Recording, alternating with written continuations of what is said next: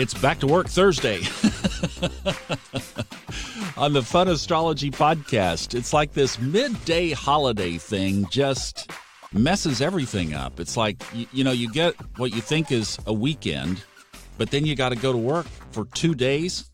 Then you got another week. It's like, I guess our biorhythms will get back to sync next week. Hey, something I wanted to mention. Been watching the news with curiosity. On a couple of occasions on here, I've talked about this concept of the moon wobble. That's when the moon doesn't wobble. There's nothing wobbling about it. It's a term. It was coined many decades ago.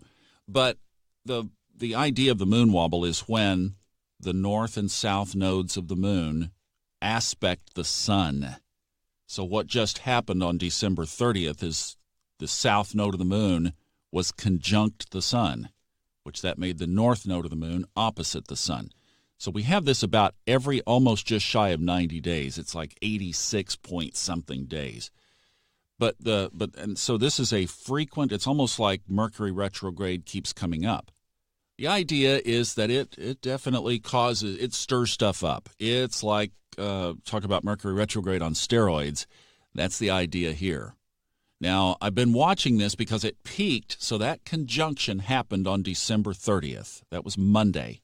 Now, what has already happened under this moon wobble is the impeachment vote. That has already taken place. Now we have this situation in Baghdad, tensions flaring between, obviously, the U.S. and Iran, and that happened. The story broke in the early morning hours of Tuesday, December 31st, which was right the day after the peak. So my understanding of the moon wobble is that anything initiated or created like this during it does not bode well. So if you took that interpretation, you would think that this would not work out well for the perpetrators of this attack. Also, that same interpretation I did see specifically related to the impeachment vote, saying they should have waited on that until January because that's not going to bode well either. So that's kind of how you play the moon wobble concept. Now, the moon wobble effect, by calculation, will be done with or completed January 5th. That's calculated 7 days past the peak. So the peak was on the 30th, 2 days to the 1st, 5 days, that's January 5th.